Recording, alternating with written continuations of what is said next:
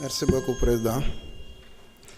Cheikh Koli, 20 ans, région de Ziguinchor. Baye Cheikh Diop, 17 ans, région de Dakar. Cheikhouna Ndiaye, 22 ans, région de Dakar. Papa Sidi Mbaye, 20 ans, région de Dakar. Alassane Bari, 17 ans, région de Dakar. Mansour Thiam, Dakar. Famara Goudiaby, 19 ans, région de Ziguinchor. Sadio Kamara, 18 ans, région de Kolda. Moussa Dramé, 35 ans, région de Dakar. Massiré Gueye, 15 ans, région de Dakar. Cheikh Wad, 32 ans, région de Dakar. Bounama Silla Sagna, 14 ans, région de Ziguinchor. Chérif Abdoulaye Mané, 19 ans, région de Ziguinchor. Idrissa Goudiaby, 43 ans, région de Ziguinchor. Alexis Abdallah Diatta, 28 ans, région de Ziguinchor. Gora Diop, 27 ans, région de Dakar. Mamadou Korkaba, 22 ans, région de Ziguinchor. Adji Diallo, 16 ans, région de Dakar. Assimi Diédhiou, région de Ziguinchor. Ismaïla Pandos Diédhiou, région de Ziguinchor. Pape Amadou Keïta, 16 ans, région de Dakar. Aliou Bodian, 37 ans, région de Kolda. Baye Fallou Sen, 17 ans, région de Dakar. Séni Koli, 26 ans, région de Dakar. Khadim Ba, 21 ans, région de Dakar. Mor Nguer Ndiaye, 22 ans, région de Dakar. Mohamed Silla, 19 ans, région de Dakar. Babacar Samba, 20 ans, région de Dakar.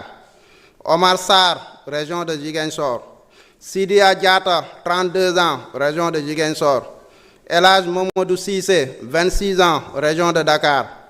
Tamsir Cissé, région de Dakar. Mamadou Moustapha Gueye, 44 ans, région de Dakar. Bakary Diémé, 27 ans, région de Dakar. Serigne Fallou Sall, 17 ans, région de Dakar. Malang Mané, région de Dakar. Lassana Diarisso, 21 ans, région de Dakar. Bassirou Sarr, 31 ans, région de Dakar. Ismaïla Traoré, 28 ans, région de Dakar. Ibrahima Drago, 24 ans, région de Dakar. Mamadou Ndoye, 53 ans, région de Dakar. Ousmane Badio, 17 ans, région de Ziguinchor. Souleymane Sano, 25 ans, région de Ziguinchor. Modou Bey, 25 ans, région de Ziguinchor. Doudou Diène, 34 ans, région de Dakar. Abdoulaye Kamara Di Baba Kane, 38 ans, région de Dakar. Mohamedou Harouna Tall, 44 ans, région de Ziguinchor. Ousmane Dia, 26 ans, région de Thiès. Modou Kanté, 24 ans, région de Ziguinchor. Baraba, 25 ans, région de Dakar. Mamadou Saliou Diallo, 43 ans, région de Kolda. Moustapha Badji, 40 ans, région de Ziguinchor. Thierno Dahaba, 21 ans, région de Ziguinchor. Alpha Yoro Tunkara, 22 ans, région de Saint-Louis.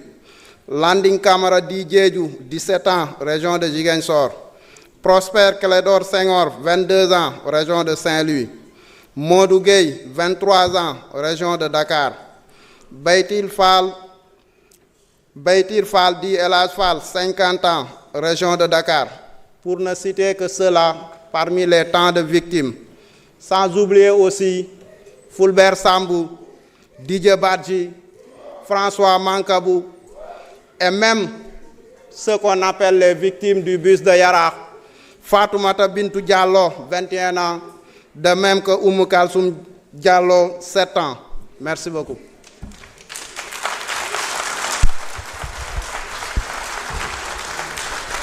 Merci. Jërëjëf. Jërëjëf.